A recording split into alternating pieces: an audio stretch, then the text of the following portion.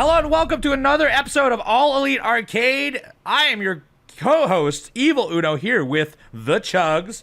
It's been a big week for video games because both myself and the Chugs are back to Twitch streaming. We're back to playing video games on the regular. And Chugs, you actually you made a huge leap that I have not been able to make.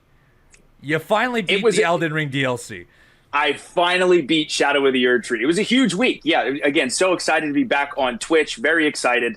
And just a couple of days ago, I went and I was at the final boss. I had already kind of run through the entire map, and I was ready to spend hours and hours on this Radahn fight. I thought, okay, here we go. And don't get me wrong, very, very challenging. But on that stream, fourth try, I was able to beat Radahn, which is very exciting. Now, to be clear, again, I did use Mimic Tier and also used a golden summon sign, Ansbach, to help me as well, or Ansbach.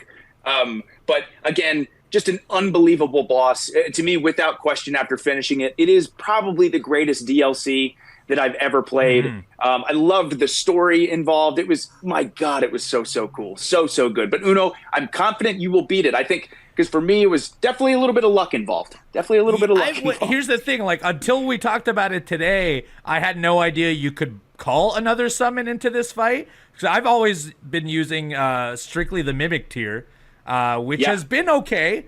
I've gone to about halfway through the fight, but usually what happens is that once we get into that second phase, the Mimic Tier's taken so much damage. Once it's gone, it's me versus Radahn, and Radahn has all these like vast holy attacks that cover so much ground, right? And so on top of his like 6-piece attacks and trying to get out of the way of those ones, some of his attacks hit this huge radius explosion of holy damage. And so I've never been able to get through it because my Mimic Tier is not there to take some of my damage. That's been my tactic on him. Hopefully the Mimic Tier distracts. I can get a couple hits. I can run away. Exactly. Now, if I can get another support character, I think I can get closer to it for sure. You absolutely can. It does make such a significant difference. And I'm curious, too, because, again, I believe I ran around and was able to defeat all the Remembrance bosses, and I exhausted all the NPC dialogue. So I think that's why I got lucky and had that summon sign there. But absolutely, if you have another character to distract Radahn, it makes a world of difference. And even then, it's a difficult boss fight. But you'll definitely do it. Oh, I think I can for sure. And then, like... Yeah.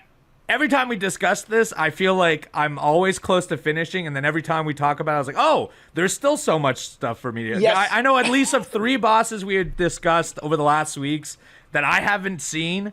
There's a whole part of my map that I have the map for, but I don't have any point of graces for, so I know for sure, like, no bonfires to go back to. I'm well aware that I have to go in that section. I don't know how to get there quite yet. And so, and on top of that, I don't have this summon, so there's a ton of dialogue and there's probably a ton of interactions I still have yet to see. So much juicy lore. Yeah, there's probably like all these, the Erd Tree, what's the item in this? Shadow Tree fragments? That's the one. I think I'm at like 16 right now. There might be like 20, right? So, yeah. There's still, I think I could confidently say I will get there. It might just take me a long time, but I will definitely get there for sure. Right. 100%. And then on top of that, because you're done the Elden Ring DLC, you're back home, you're back to Twitch streaming, you got your setup finally. Yes. You're back to your 5 games of Doom, essentially. I am. Yeah. I'm back to my 5-game cycle, continuing once again. Dark Souls 2, Scholar of the First Sin, which again has been so much fun to play because it's such a different Souls game. Again, I know I brought this up before, but having to level up adaptability to increase your iframes from rolling and dodging and the areas, it's very fun because that's probably the Souls game I have the least amount of experience with. So it's fun going through and playing that. And then after I beat that on stream, I will have beaten all the From Software Soulsborne games with all the DLC, which would be really exciting. But in addition to that, I'm really excited very, very soon. I'm going to start my first ever playthrough of Silent Hill 2. Yeah. Beyond excited, especially with the remake coming up. And again, this game is loved as one of, if not the greatest psychological horror video games of all time. So I'm excited to experience that for the very first time as well. I only played it for the first time, and I never completed it only a few years ago. because so many people regard it so highly or think of it so highly. And then on top of that, that remake is coming out later this year, like late in the fall, I think October or November. So Yeah, I also was planning on playing it as well because I want to complete it. So I have a kind of a 1-to-1 for when this remake comes out, so I can kind of compare. But very excited. We're going into the spooky season. I think it's the perfect time to play these games. Yes, we are. Yeah, I'm definitely excited to play some more horror games too as we get closer to Halloween. Like there's this developer, Puppet Combo, which is just absolutely incredible. My brother shared with me all these different games they have, and there's this one called Murder House, which is like this old school RE1 survival horror type game that is just incredible. It takes me back to being a kid and being terrified to play, Resident Evil 2 and stuff. So I'm excited to play that. But again, in addition to getting excited for spooky season, I'm also going to go through, again, I'm going to continue The Witcher 3, one of the greatest video games of all time. I'm going to continue my first playthrough of Paper Mario: The Thousand-Year Door, which again is regarded as it's regarded as the best Paper Mario ever. And I can see why, even because I'm about 8 to 10 hours in and it's incredible. And they just remastered it for Switch as well. For the Switch, I think it's gone up. It's blown up to maybe 4K now. I don't know if they've added anything else to it, but I want to go back to it because I remember playing it and it being so freaking good. So yeah, it's awesome. It looks gorgeous. And then also, again, because I know we love Metroidvanias, I can't recommend enough Prince of Persia: The Lost Crown. It's seriously like the voice acting's incredible. The boss fights are amazing. They're super tough, but there's also so much to the combat. Like there's so many different combos and mechanics that you use to get through certain enemies or get through certain bosses. And again, if I haven't played it for a while, I normally get my butt kicked because I don't know. Or I forget how to do the moves. You lose the muscle memory from it. Yeah, exactly. Which is the pros and cons of doing the 5-game cycle. But it's a proper variety because there's tons of amazing games that I want to play through. But yeah, that's kind of what I've been going through right now. Yeah, you're juggling a ton, but that's what you've always been doing. So at least now you're back on the train. You're doing it the way you want to do it, at least. Yes. And not just you had a whole month where you barely played anything, so you got a lot of catching up to do. Right. I gotta get that muscle memory back, like you said, and really, really warm up. But Uno, what have you been playing? So I've actually I've been dabbling in a lot of Fortnite. I always play Fortnite, but more importantly, this week, game. It's a good game. It's a great game, very easily accessible. What I like about it, we've talked about this before, but the fact that I can jump into a game and I know there's people ready to play at any point in time, and on top of that, because it is available on all console with crossplay, I can get into a party with anyone. My console of choice is a PS5, but now Discord's been added to PS5, so everything is attainable now. Right. I can play with a PC player, I can play with a Switch player, I can play with a Xbox player without having much of an issue. So I regularly dabble in it. I pay for the monthly Fortnite pass. I have the battle pass. I reached almost full completion of the extra stuff from the last season. But what's important this week is they actually ended the last season on Thursday and dropped a brand new season on Friday. This season is heavily features Avengers characters. So Doctor Doom is the main villain. There's always like one villain in each season. And in this one, he takes over part of the map. It's some form of like multiverse business, kind of attaching to what's happening in the Marvel universe right now, with like this question mark as to what is Doctor Doom's play in the next few years.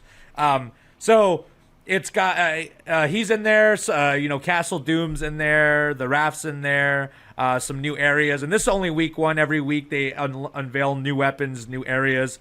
And the gameplay's been fun. It's pretty straightforward. They remove the gun mechanics from vehicles that they did exclusively for the last season. It was more of like a Mad Max season. This one, it's more focused on fighting the villains. So you can fight Emma Frost, Doctor Doom, and I believe Mysterio's the other one. And the weaponries are all based on them. Battle Pass has Mysterio in it, has Black Panther in it, has a Captain America skin for one of the Fortnite characters, a Wolverine skin for one of the Fortnite characters. Obviously, Doctor Doom's going to be in it.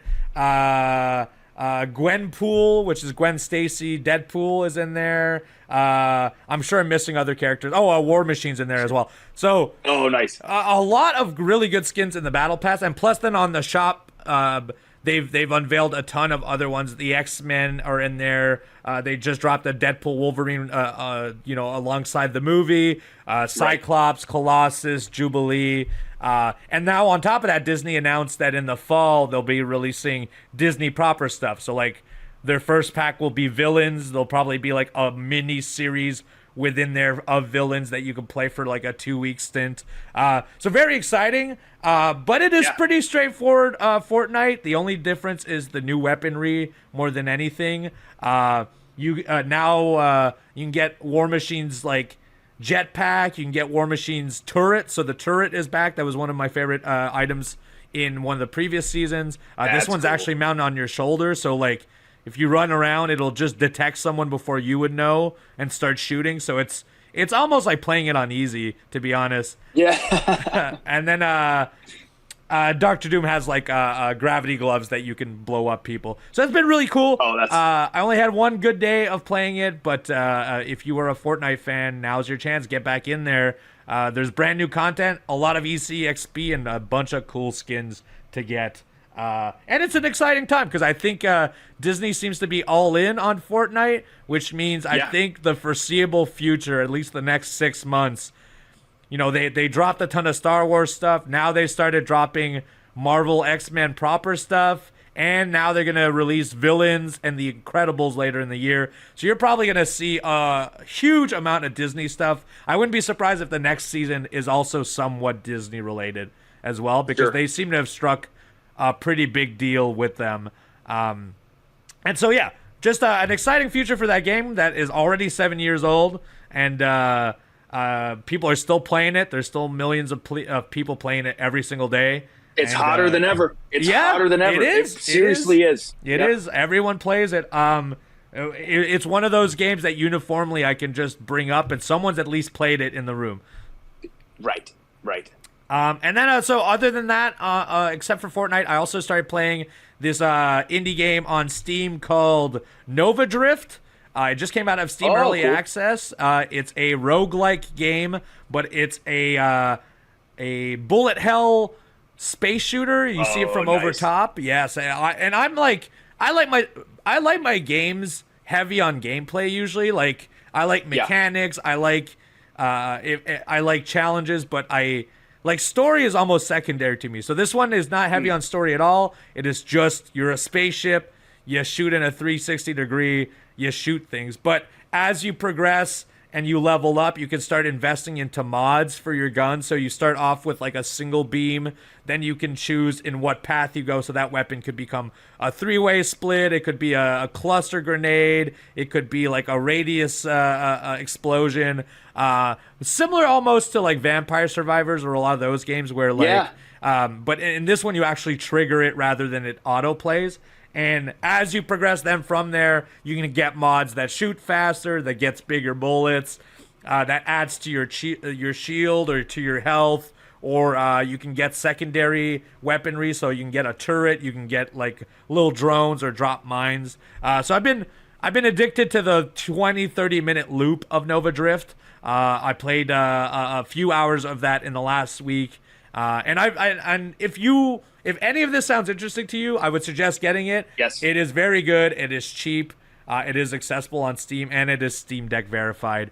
So do check out Nova Drift. And then my last thing, you were present for this one. I actually did a Cancer Society charity event this week. Every single year, myself and my local wrestling scene in Ottawa, Ontario, host Fighting Back Wrestling with Cancer. It's a yearly charity event that we donate money to the Canadian Cancer Society. We've raised over $600,000 in the last 13 years for cancer research.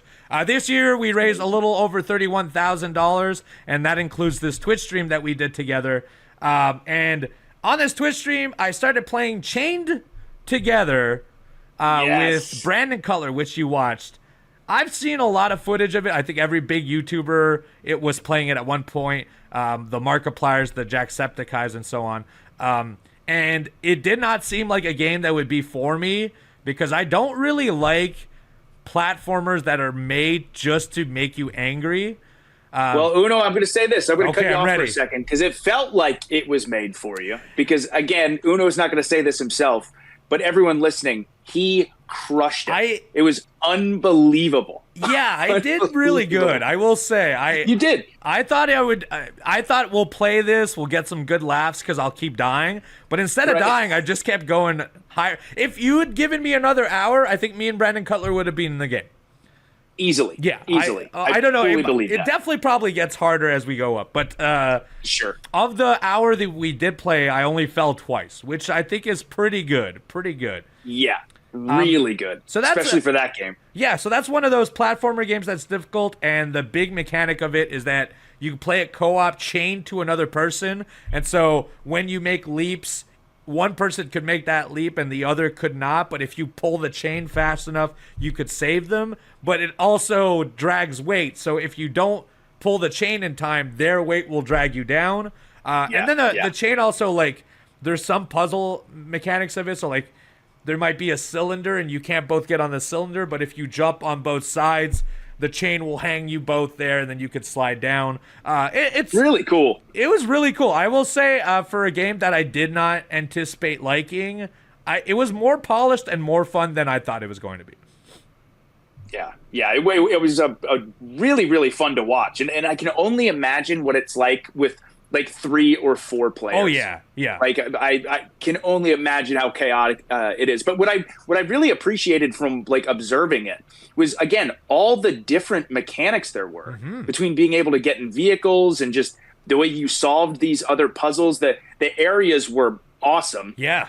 And you guys got to a point where I was like, oh my God, this is like a whole other world. And then that apparently was only what? 25-30% of the game. Yeah. So, we played for about an hour, and Cutler, who has beaten the game previously, said there maybe was like an hour and a half left of it, which crazy because I feel like we saw a good amount of areas too. It was more diversified than I thought it would be because I thought it would just be that's what it is.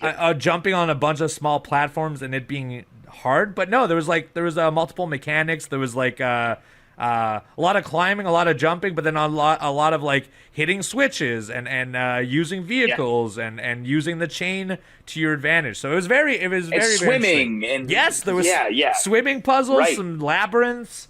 So yeah, if you have any interest in Chained Together from the videos you've seen, you should definitely try it because I came out enjoying it way more than I thought I would for sure. But. Yeah. You know, that's the games we played this week, but that's not all we'll be discussing because there's always video game news happening in the world of video games, and we'll talk to you about the last week of news right after this.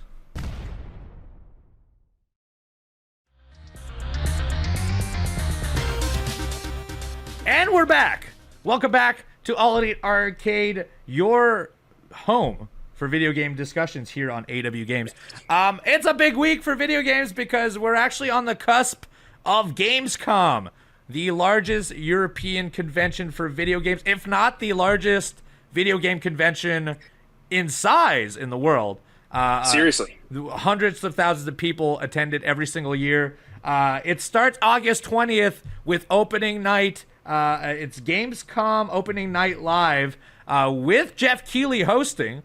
Which Jeff Keighley has become I don't know how he got to this place, but he's synonymous with video game reveals at this point. I mean it, Uno. Seriously, if Jeff Keighley is involved in any sort of a showcase, I'm excited. Yeah, because I'm just instinctually excited. Yeah, I know it's going to be good. It pretty much guarantees the quality of the event. There will be big games and there will be big announcements. That's what they're promising because they say there will be new game announcements as well as updates to previously released titles.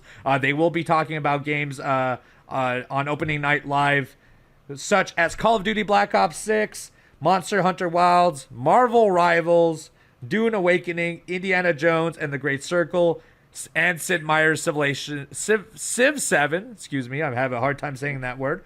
So that starts August 20th at 2 p.m. Eastern Standard Time. It's in Cologne, Germany. But you can watch it live on YouTube and probably Twitch as well. And there's I'm definitely going to be. Yes. I'm definitely going to be. If are you planning on Twitch streaming? I think that's the I'm 99% sure that I'm going to, because again, watching live showcases and reacting live and being able to experience the excitement with the chat has become one of my favorite things to do when streaming. So yeah, 99.9% sure that I'm going to be live streaming Gamescom, and I cannot wait. I love watching showcases on Twitch. Me too. I think that's the best way of doing it. I used to do it with my Twitch stream too, or if I don't get to do it on Twitch stream, I usually have a little chain, like a little group chat that just constantly awesome, talks about the games and gets excited about it. So I think that's the best way of watching these events, amongst others, and getting excited. I remember one E3 when they talked about FF7 remake, that and Shenmue and stuff. That single event I watched with others, and I remember fondly that day because it felt like I had shared a dream with other people finally. Right. So all that happens, Gamescom August 20th. We'll be talking about all those announcements next week, as well as whatever else they may be discussing. So do put that on your calendar. August 20th, 2 p.m. Eastern Standard Time. There will be opening night live at Gamescom. All right, so we've got some Xbox news here. This was actually starts off with a rumor. According to a report from a reputable leaker called Shinobi, who has leaked other Xbox stuff in the past, they claim that Microsoft will unveil a PlayStation 5 port of a major Xbox title in the next week.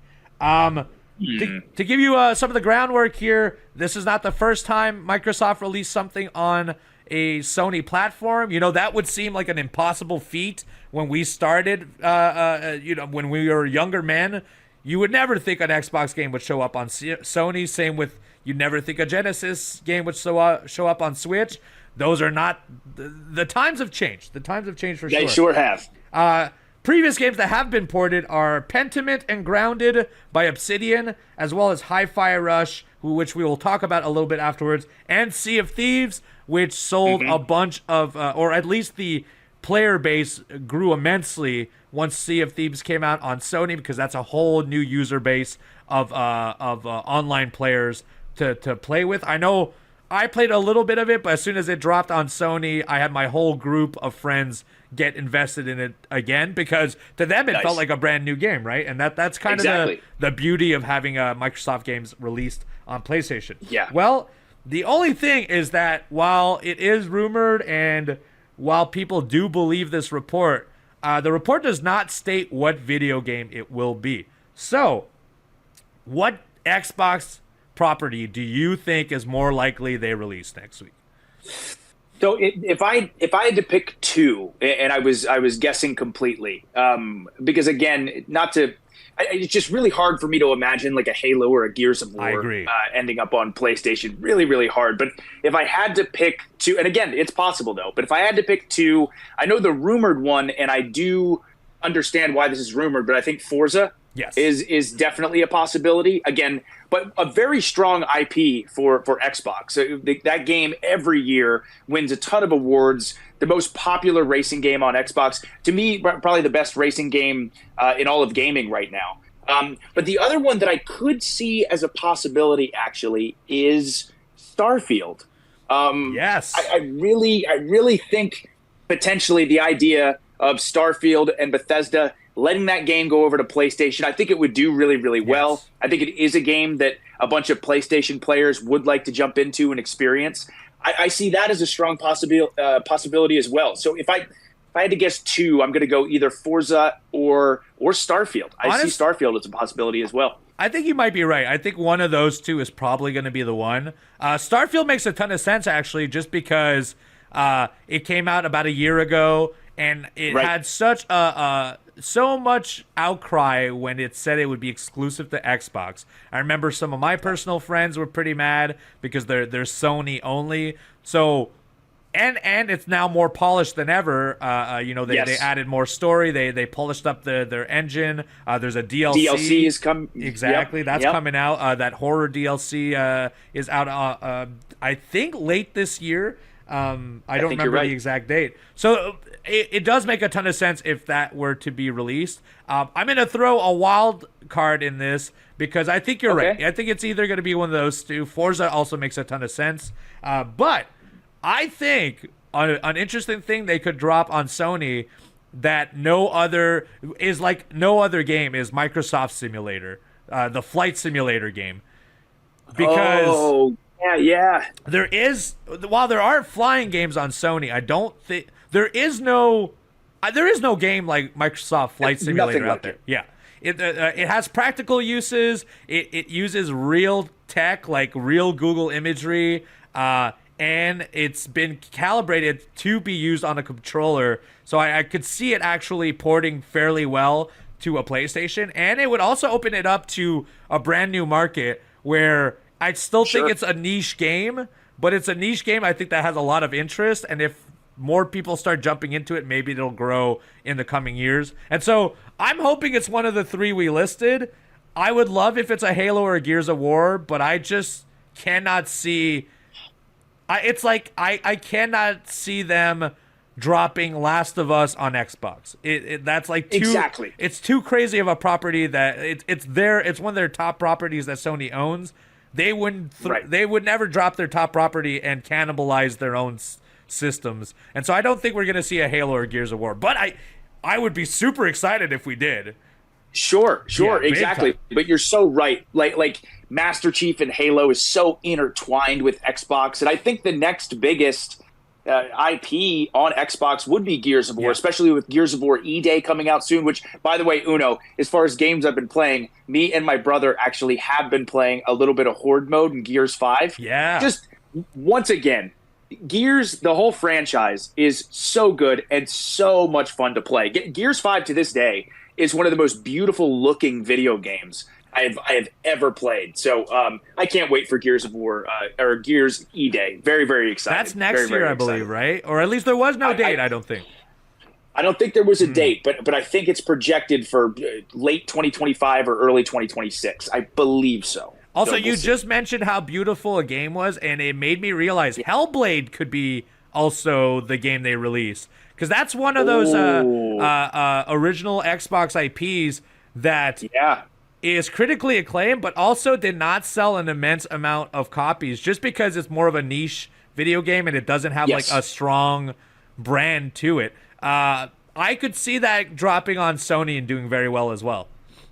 Yeah, you're right. That's a good point as well. And still going back to your flight simulator comment, not only do I see that as a strong possibility, that was a great choice, but it would be so wild to see on PlayStation Microsoft Flight Simulator. Yes, like the actual name up so there. Wild. Yes. Right. Right. That's not all for Xbox news. There's actually while I think that's great news, there's more great news. It starts off with bad news. I don't know if you know this, but Tango Gameworks, the people that made Hi-Fi Rush, they made Evil Within, Hi-Fi Rush being their more recent Xbox game. Well, back in May, Microsoft had cut ties, have shut down the studio. Which suddenly, and like very suddenly, which is surprising because they had only been acquired maybe 4 or 5 years ago, if I remember correctly. Yes. Well, there's good news because PUBG publisher Krafton has now purchased Tango Gameworks. They've announced a strategic deal with Microsoft that effectively now sees them purchase Tango Gameworks as a whole, as well as the Hi-Fi Rush IP. No mention of any other IPs. Those are the only ones that were mentioned, which means 50 people that were fired in May have been rehired and are now going over to the PUBG publisher Krafton and will be continuing to work on brand new projects as well as Hi-Fi Rush 2. So on top of having good news for developers, because it's very rare that we hear good stuff going on in the world of development, they also announced Hi-Fi Rush 2, so something to get excited for in the coming weeks. Absolutely. That is fantastic news, like you said, across the board. And again, Hi-Fi Rush was so critically acclaimed. I know many people were saying that's the most, that was, for some people, it was their game of the year. Yeah. So the fact that they're working on Hi-Fi Rush 2 is really exciting. But then the new projects has me really excited because Uno, seriously, Evil Within is one of my favorite new horror IPs. Like the first Evil Within, to me, was just absolutely horrifying. Yes. It felt like a modern day real survival horror game. I absolutely loved it. Evil Within 2 was awesome as well. Looked great, super action packed. So I do hope in some capacity, in addition to Hi-Fi Rush 2, and in addition to them working on new projects, I really hope they jump back into Evil Within because I love that franchise. I would love to see Evil Within 3. I thought 2, I liked 1, but I thought 2 was a home run. The open world concept, the villains in it, like the camera guy, the bad guy, it just, all of that scenery was incredible, and I'd be very excited for them to go back into it. But I'm also, if they do something brand new, they've already shown they're great developers. I would love to see what they come up with next for sure. Exactly. This one is after my own heart and yours as well.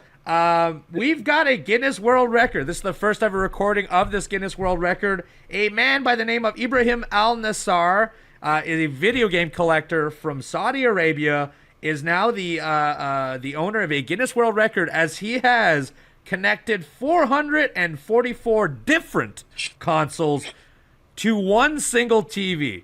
So, because when I originally read this and before I watched the video, I didn't understand because I was like, there aren't that many consoles out there. But that does include limited series consoles, minis. So, like, for example, anytime they release like a McDonald's 10 game set of something, that counts as a console. So he has like a whole slab of that stuff. And it goes from... the Magnavox Odyssey, the very first console that he has, all the way to PlayStation 5 Slim. So the different versions of the consoles are in there as well. It's all connected through a multitude of splitters. There's an HDMI splitter and there's an RCA splitter. And it all, in this video, we'll put it in the description down below. He has an Excel spreadsheet on how to connect each one, like what wiring is on what thing, so that he could keep tabs of it. But what's very cool is that he actually, other than the RCA has to manually switch the ports. Anything that's on the HDMI, if he just turns the console on, it switches to that port. So a very impressive feat. And if you watch the video, even more impressive, no wires. I don't know how they did it. I have a hard time with like 4 consoles. I know. Hit too. the memory. I have 3 consoles hooked up to my TV, and I have a hard time making the wires look nice. So the fact that 400 plus and it looks so slick and so clean is absolutely mind-blowing. And by the way, moving into my new house, my new basement, Chugs Army headquarters, I mean, maybe I'll do something crazy like that someday. Who knows? Who knows? I've been challenged here. But it's seriously, if you have not seen the video, go check this out. This is a video gamer's dream. Yeah. It's so freaking cool. So cool. It's incredibly impressive. I wonder also if that's going to open up to more people trying to beat this record. Because I know even in this video, he's like, I'll be back for my own record. Like, he knows he's just going to add on to more consoles for sure. Very impressive. Go and check it out. It's in our description on our YouTube page, youtube.com/AWGames. Check it out right now. 2 more pieces of news. This one is about Valve's unannounced hero shooter. Do you know a little bit about Valve's hero shooter Deadlock? So I do only know a tiny bit about this game. I've only seen or heard a couple of things about this game, but I do know, if I'm remembering this correctly, the beta, I believe, it's doing really well, isn't it?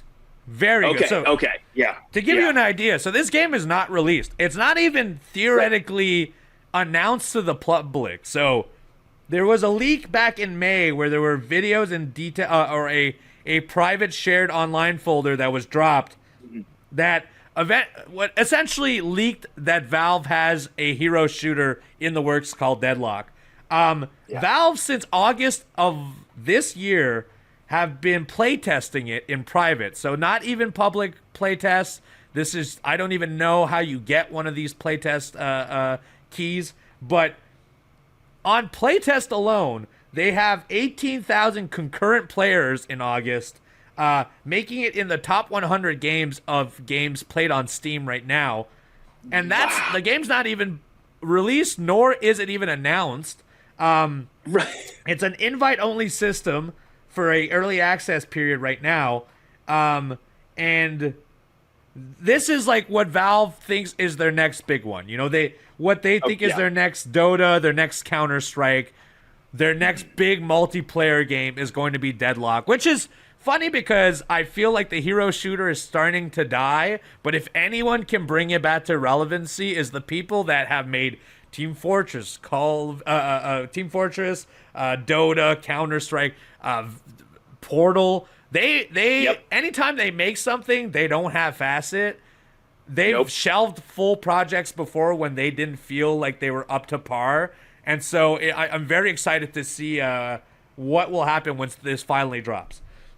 Me too, because again, I've had a lot of fun with hero shooters before, like the original Overwatch. I had an absolute blast with. But like you said, when Valve is committed to something, and then obviously this private player base is enjoying it so much, I would be shocked if this does not do well. I think it could potentially have a full resurgence for the hero shooter genre in a lot of ways. Deadlock seems really interesting. I'm hoping that actually developers don't make the mistake of trying to make new hero shooters afterwards. Like, I hope it rejuvenates it, and then, you know, the big ones like Overwatch maybe gets new life from it. But any other developer that has invested in the craze, you're not going to take away from the big ones. Like, if Deadlock is the one, you're probably screwed for a little while. If you're not one of the major developers, you're pretty much sinking money into a dying ship at that point. So I'm hoping it brings back the hero shooters to relevancy and makes it and you know, showcases new content for it and really like hammers it home. But I also hope that other people start looking to other genres, because this is kind of it'll be a fleeting thing, much like the battle royales are fleeting. You know, everyone was making a battle royale at one point. But then eventually everyone realized, well, everyone's still playing Fortnite and PUBG. So what's the goal here, right? So I'm excited for Deadlock. I'll definitely be dabbling in it for sure. Valve has never done me wrong, and I'm really hopeful on this one as well. Me too. Some more Valve news. We're past the first half of the year. 2024 is just rolling on by. Flying by. And we've got some data, the top 20 games on Steam based on gross revenue. So we're not talking player count, we're talking about how much money it has made for Steam in the first half of 2024 alone. So I'm going to go from 20 downwards, and then we can discuss a little bit of the stuff, and that'll be the news for this week. Number 20, War Thunder, which is, I believe, a both tanks and flight combat game, if I remember correctly. Yep. Tekken 8, pretty straightforward. Nice. The Tekken series just got a new game, and it's been doing well. Grand Blue Fantasy Relink, I have no idea what that is. I'm not sure either, Neither. honestly, but good for that game. Yeah, I guess I'll have to look into it. I know. And also, sorry, this I'll only tell you the top 10 what they've grossed, because a lot of the bottom gross about the same amount. Almost everyone from 12 to 8 made about $40 million each. Wow. To give you an idea. So all the ones I'm mentioning this made about that much money. Call of Duty HQ at number 17. That's not surprising. Warframe, free-to-play game that's still doing really well. I've never played it, but I have one of my friends who lives and dies by it. And obviously other people are as well. Sure. Ghost of Tsushima Director's Cut at number 15. I love that. Yeah, seriously. That's awesome. I hope we get a sequel. Again. Oh, I do too. That's amazing news. Ghost is so good. Number 14 is Naraka Blade Point, which I think might be a third-person action RPG. I've never played it. Very surprising to see it on this list. Number 13, Enshrouded. Also don't know what that is. Number 12, Last Epoch. Do you know what that one is? The name sounds incredibly familiar. I've definitely heard the name before, but I can't exactly recall. I have to look into those ones because those ones puzzle me because I've never heard of them before. I know, me too. Number 11, Manor Lords. That was it's like a simulation, medieval times kind of game where nice. you run a castle essentially. At number 10, making $91 million, Destiny 2. So nice, still rolling strong. They just announced their last DLC and they will be ending. That came alongside the Bungie releases. So while it's still making money, I guess it is not reaching the goals that they're hoping from it. Destiny is a game I've been meaning to jump into forever. I keep saying it, but I really have to. I love Bungie, and the Destiny player base is so passionate about the game. I think I would love it. You would really love the feel of it. Feels like old Xbox Halo as well. Like that's nice. I'm not really into the story. I've played a bunch of 1 and I played a little bit of 2. I didn't care for the lore much. You might be into it, but the feel of it feels like proper Halo, which to me is a big plus for it as well. In combination with being a looter shooter. Yeah, it sounds awesome. Yeah. Number 9, Elden Ring. That also includes its DLC. Has made $100 million on Steam. That's just to give you an idea. That came out in June, so that's a month. Right. Number 8, Dragon's Dogma 2 with $108 million. Yes. Number 7, Dota 2, still making a bunch of money for Valve. This one made $119 million. Amazing. Number 6, Baldur's Gate 3, still rolling on strong. Game of the year for so many people last year. That made $127 million. Okay. Apex Legend, another free-to-play game. That is the 3-on-3 shooter game. Made $159 million. Number 4. That's my personal favorite battle royale. Really? Apex Legends. I love the feel of Apex. Yeah, it reminds me of Titanfall. Yeah, well, that's the thing, right? Same developer. I wish Titanfall was bigger. Oh my god. No. God, it was so good. The campaign in Titanfall 2 is amazing. Yeah, it has some of the levels in that game are insane.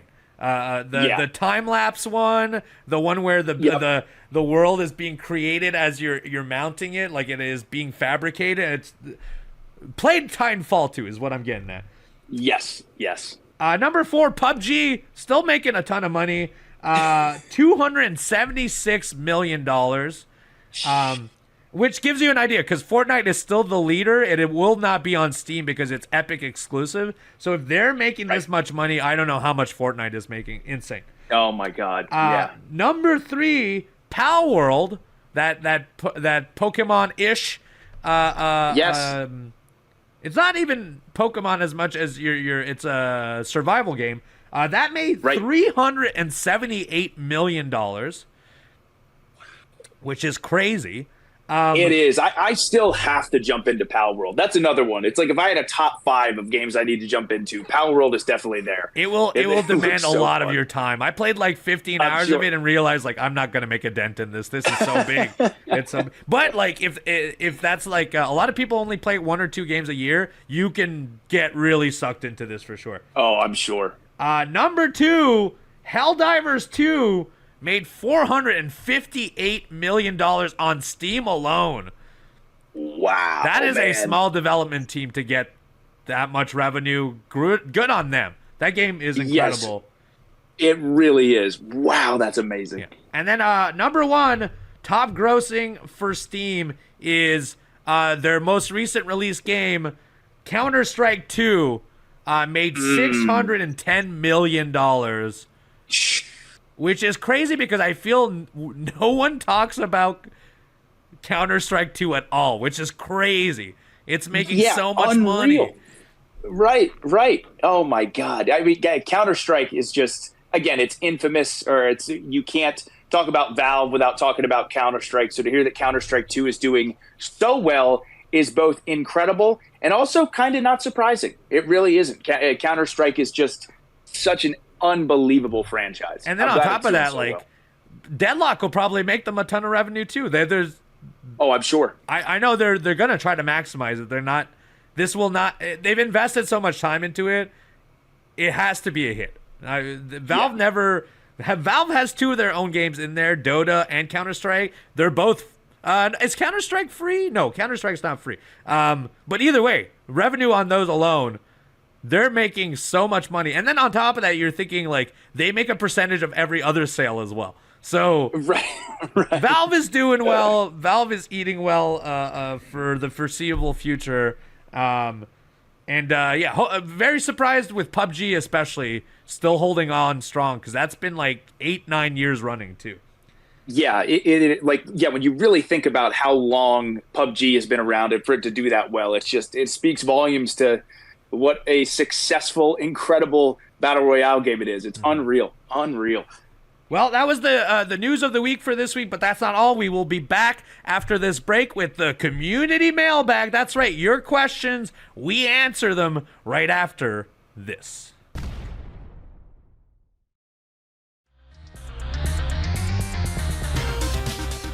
And we're back. Welcome back. It is time for the community mailbag. That's right. You can send us your questions. All you got to go to tbs.com/arcade mailbag. Send us whatever you want to ask about. Most of the time, video game related would be best. Yes. Greatly appreciate it. We are a video game podcast. But do send your questions in. We really appreciate it. By far, we talk about this podcast internally every single week. And this is what we like to do the most, is answer your questions because you think of things we would not, and it makes me go into like this little part of my brain that I don't often go into. So we greatly appreciate it. tbs.com/arcade mailbag. We have 3 questions today. I'll read them. Here it comes. First question is from Chase. Chase says, "Hey Chugs and Uno, I'm hoping you can help me settle a debate that I'm having with my group of friends. Would love your takes on the following. In our current era, who do you consider to be the undisputed mascot for Nintendo, Sony, and Xbox? And just for fun, let's throw Steam in there too." All right. Okay. Well, I'll tell you right now, at least for my choices, I think Nintendo and Xbox are probably the easiest. Yeah, I think we can both agree on that. Yeah, Nintendo, it's Mario. Xbox, it's Master Chief. I think that goes without question. But as far as PlayStation, it's interesting because I could see a couple of different arguments. I could see, God of War being the main mascot, or even Spider-Man, or even potentially Aloy from Horizon. But my choice would be Astro. I was going to say, I think Astrobot is the mascot. I think he is. Yeah, he is. I also agree. I think we're on the cusp of it becoming even bigger because next month the Astrobot game comes out, and if it is as good as the free little demo Astro's Playroom was, I think that'll blow up. I think that I do too. Yeah, and there was already the VR game. While a lot of people don't attach that as like one of the main Sony games, the character's been a reoccurring character, and a very what works with Mario and what works with Master Chief is that they have simplistic looks. They it's easily brandable around it. Whereas Astrobot, I think, is the same thing. Spider-Man is someone else's, and God of War, while I agree is one of the main IPs for Sony, it's also, I don't know, you can't make Kratos the guy in a weird way. Right. All he does is like murder and stuff, so that's kind of rough. But yeah, exactly. So I do agree with you, Uno. I do think that Astro, especially when this new game comes out, I think it's going to further solidify Astro as the official mascot of PlayStation, especially with all the love and attention they spend on the history of Sony and the history of PlayStation. It is so perfect. As far as Steam, but I have one idea. I do. I'm thinking Gordon from Half-Life. So I was going to say Gordon from Half-Life or GLaDOS from Portal. Oh, yes. That's a good one, too. Yeah. That's a good one, too. Yeah. I think, that's true. GLaDOS might be a good option, too. Because everything else, like, Dota has their heroes, but I don't know any of them. And so, therefore, I think on that alone, it can't be. Their hero shooter, we don't know anything about quite yet, so we don't know anything about them. Counter-Strike is just a bunch of military men, so that's not going to cover it either. So I think it would have to be one of those two. I agree. Gordon might be it, actually. Half-Life is kind of their game, right? Yes. That's what I think of immediately. But I think either one of those two would be a great choice. For my choice, I'm gonna go with Gordon. Okay. I'm gonna go with Gordon for my choice. I'm gonna go GLaDOS just to be contrarian to you. There we go. Yeah, because we have the same picks for everything else. That's right. So it's about balance, you know. Right. Exactly. Thank you so much, Chase, for that question. Yes. I hope that answers it. I hope your group of friends agrees with us as well. Yes. Next question is from Brian. This is Brian. Here it goes. Hi, Chugs and Uno. Absolutely loving the show. Thank you very much. Like you, Uno, I recently picked up a Steam Deck OLED after months of resisting the urge.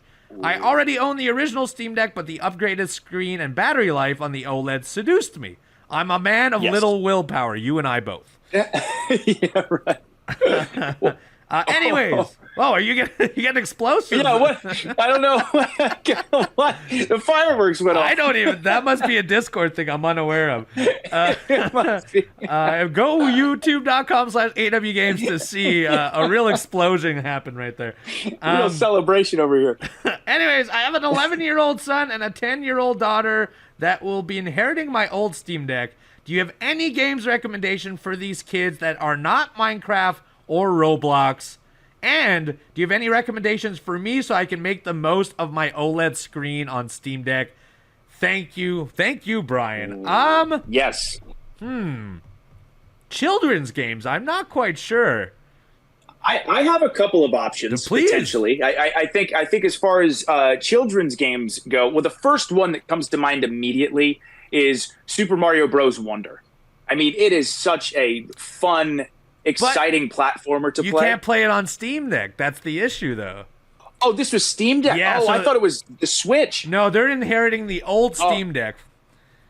So I'm trying to think. Brian, I'm very sorry. Yeah, Steam games, there's not a lot of, like... Because I was my first one was going to be like, well, get them on Fortnite. But Fortnite is also not on the Steam Deck. Right. I have one, and this is actually an Xbox property, but Grounded, which is about being like, it's like Honey, I Shrunk the Kids. You essentially get shrunken, your children, in like your backyard, but because you're so small, you're fighting ants and stuff. I don't know how much attachment a child would have to that, but that feels to me like a very easy one to understand, and also like whimsical enough for a child to get into. So that's my pick now, but I might think of one as we discuss for sure. Sure, that's a good one. Yeah, as of now, Uno, I'm going to go with your choice as well, as I'm continuing to think of what children's games you could play on the Steam Deck, not the Switch. Switch. That's right. And then in the meantime, while you think of that, as far as taking advantage of the OLED screen, I mean, you've probably played this already, because I feel like everyone owns Elden Ring on Steam Deck. But that's got to be it. Or Cyberpunk, I think, would look incredible on the OLED. It runs really well on Steam Deck, and I have not seen it on the OLED, but I feel like that game would look incredible on that screen. And you know what else looks absolutely gorgeous on the Steam Deck OLED is The Witcher 3. It looks incredible. Like graphically, you notice such a difference. It runs even better as well. So that's another great option as far as the Steam Deck OLED goes. The Witcher 3 or The Witcher 2. The Witcher 2 also looks gorgeous on the Steam Deck. They also released the first God of War game would probably look good too. Ghost of Tsushima probably looks incredible on that OLED. Right. Man, now I wish I had packed my OLED, because now I really have the itch for it. Yeah.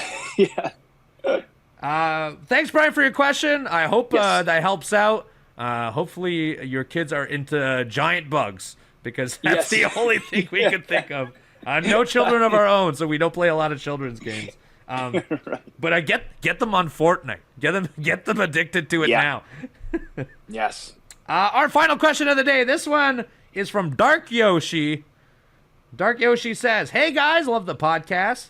Can't wait to see you back in the ring, Chugs." Hey. Oh, thank you. Me as well. What are your favorite video game related novels or book series? My personal favorites that I recommend, if you have not read them, are Halo: The Fall of Reach, The Witcher: Sword of Destiny, and Crisis Legion by Peter Watts. Thank you, Dark Yoshi. You know what? I'm going to volley this to you because I have not read a whole lot of video game books, I will say. Most of mine have been just the manuals for other games. FF7, right. Ocarina of Time. Those are the two that I read a whole bunch of. But other than that, I have not dabbled in a lot of series, but I know you have. So you picked some great choices there. With the Halo books are excellent, like you had mentioned. The Witcher books are also really, really good. If I were to pick another book series, the original Resident Evil books are amazing. Like there's one book that goes through all of Resident Evil 1, another one that goes through all of Resident Evil 2. It's a series that came out a long time ago that actually I do want to reread, but those are absolutely incredible. But seriously, to kind of pivot a little bit, I've been so into reading history of video games books. There's this one book that is my all-time favorite. It's called The Video Games Textbook. It literally, and they just came out with a second edition, but from the very beginnings of video games, even the prehistory, like the pinball era and the very first game, Tennis for Two and things like that, it goes through that all the way up till the Steam Deck, the PlayStation 5, the Xbox Series X. And it's written in such an easy to digest way that it was just an absolute blast to read. Lots of really cool pictures too. But there's another one that might be even more interesting. It's called Replay. And it dives into not only the history of video games in the United States, the history of video games all over the world, but it actually individually showcases and talks about stories of these particular developers and how like these games came to be, like the history and the origins of Tetris and things like that, and the history and origins of Nintendo. But instead of just telling it as stories, they're kind of covering the individuals, which makes it so captivating and so interesting. So again, I know this is more of a like a history book and more telling stories and things like that. But if you do love video games and you want to know where these amazing franchises started and even get an idea of kind of where video games are going, I can't recommend Replay enough. So if you're looking for a just straight up history of video games book, Video Games Textbook is great. If you're looking for a very exciting read on these individuals while also learning about the video game industry and its history, I cannot recommend Replay enough. And then as far as actual video game books with stories and things like that, the Resident Evil books are very, very good too. Yeah. Hell yeah. Dark Yoshi, I hope you find some good content in there, because there's a bunch of books there to read. I think I'll go and dabble into that Replay one, because I've been trying to find something to read, and most of the time my issue is subject matter. I cannot get interested unless I have a little bit of knowledge on it, and so video games I can definitely get into. So I think I will I'll report back and do some a little bit of reading of my own and give my recommendation on that one in the future as well. But Dark Yoshi, thank you for the question, and thank you to everyone else. If you want to send your question for the community mailbag segment on our next episodes, well, you can do that at tbs.com/arcade mailbag. That's tbs.com/arcade mailbag. That is it for today's All Elite Arcade podcast. I hope you appreciated it. We will be back next week. We will talk about Gamescom, and we will have played a bunch of video games, because that is what we do. Chugs, where can they find you? You're back on Twitch this week. I'm back on Twitch. So again, twitch.tv/thechugs. If you want to come and hang out, we're going to be playing a wide variety of stuff. Hopefully I'll see you there. I'm hopefully going to jump in for one Twitch stream this week. I will be in Europe. I'm going to try to make a couple hours of time to probably play some Nova Drift as that is what I'll be playing this week. But do check out our podcast next Monday. It comes out every Monday at noon Eastern Standard Time on youtube.com/awgames if you want to see our lovely faces, or get us on all podcast networks wherever you find your podcast. We will see you next week on Monday. Have a nice day. Bye, everyone.